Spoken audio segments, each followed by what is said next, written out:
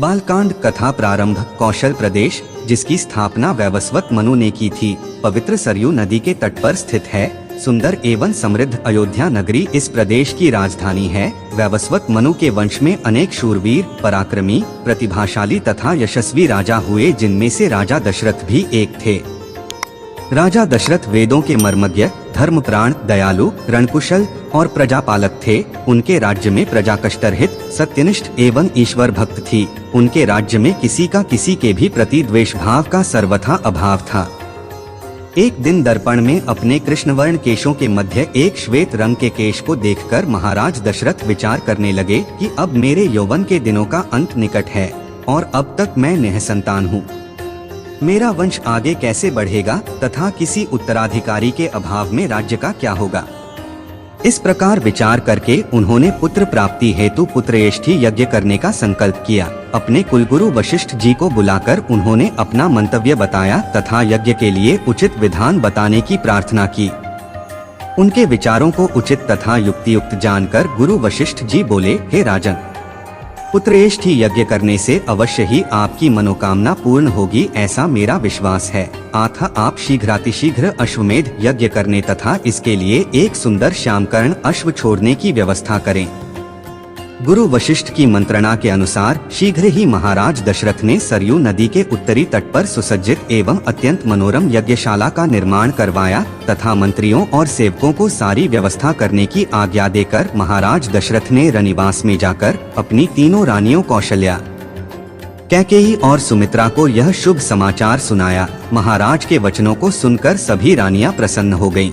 मंत्रिगणों तथा सेवकों ने महाराज की आज्ञानुसार श्यामकर्ण घोड़ा चतुरंगिनी सेना के साथ छुड़वा दिया। महाराज दशरथ ने देश देशांतर के मनस्वी, तपस्वी, विद्वान ऋषि मुनियों तथा वेदविज्ञ प्रकांड पंडितों को यज्ञ संपन्न कराने के लिए बुलावा भेज दिया।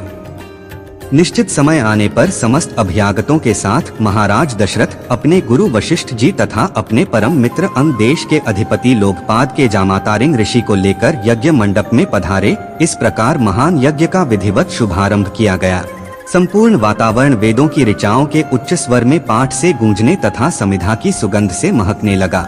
समस्त पंडितों, ब्राह्मणों, ऋषियों आदि को यथोचित धन धान्य, गौ आदि भेंट करके सादर विदा करने के साथ यज्ञ की समाप्ति हुई। राजा दशरथ ने यज्ञ के प्रसाद चरा को अपने महल में ले जाकर अपनी तीनों रानियों में वितरित कर दिया। प्रसाद ग्रहण करने के परिणाम स्वरूप परमपिता परमात्मा की कृपा से तीनों रानियों ने गर्भधारण किया। जब चैत्र मास के शुक्ल पक्ष की नवमी तिथि को पुनर्वसु नक्षत्र में सूर्य, मंगल, शनि, बृहस्पति तथा शुक्र अपने अपने उच्च स्थानों में विराजमान थे, कर्क लग्न का उदय होते ही महाराज दशरथ की बड़ी रानी कौशल्या के गर्भ से एक शिशु का जन्म हुआ, जो कि श्यामवर्ण, अत्यंत तेजोमय, परम कांतिवान तथा अद्भुत सौंदर्यशाली था। उस शिशु को देखने वाले ठगे से रह जाते थे। इसके पश्चात शुभ नक्षत्रों और शुभ घड़ी में महारानी कैकेयी के एक तथा तीसरी रानी सुमित्रा के 2 तेजस्वी पुत्रों का जन्म हुआ। संपूर्ण राज्य में आनंद मनाया जाने लगा। महाराज के 4 पुत्रों के जन्म के उल्लास में गंधर्व गान करने लगे और अप्सराएं नृत्य करने लगी। देवता अपने विमानों में बैठकर पुष्प वर्षा करने लगे। महाराज ने उन्मुक्त हस्त से राजद्वार पर आए हुए भाट, चारण तथा आशीर्वाद देने वाले ब्राह्मणों और याचकों को दान दक्षिणा दी। पुरस्कार में प्रजाजनों को धन धान्य तथा दरबारियों को रत्न, आभूषण तथा उपाधियां प्रदान किया गया। चारों पुत्रों का नामकरण संस्कार महर्षि वशिष्ठ के द्वारा कराया गया तथा उनके नाम रामचंद्र, भरत, लक्ष्मण और शत्रुघ्न रखे गए। आयु बढ़ने के साथ ही साथ रामचंद्र गुणों में भी अपने भाइयों से आगे बढ़ने तथा प्रजा में अत्यंत लोकप्रिय होने लगे। उनमें अत्यंत विलक्षण प्रतिभा थी, जिसके परिणाम स्वरूप अल्प काल में ही वे समस्त विषयों में पारंगत हो गए। उन्हें सभी प्रकार के अस्त्र शस्त्रों को चलाने तथा हाथी, घोड़े एवं सभी प्रकार के वाहनों की सवारी में उन्हें असाधारण निपुणता प्राप्त हो गई। वे निरंतर माता पिता और गुरुजनों की सेवा में लगे रहते थे।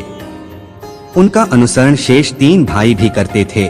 गुरुजनों के प्रति जितनी श्रद्धा भक्ति इन चारों भाइयों में थी, उतना ही उनमें परस्पर प्रेम और सौहार्द भी था। महाराज दशरथ का हृदय अपने चारों पुत्रों को देखकर गर्व और आनंद से भर उठता था।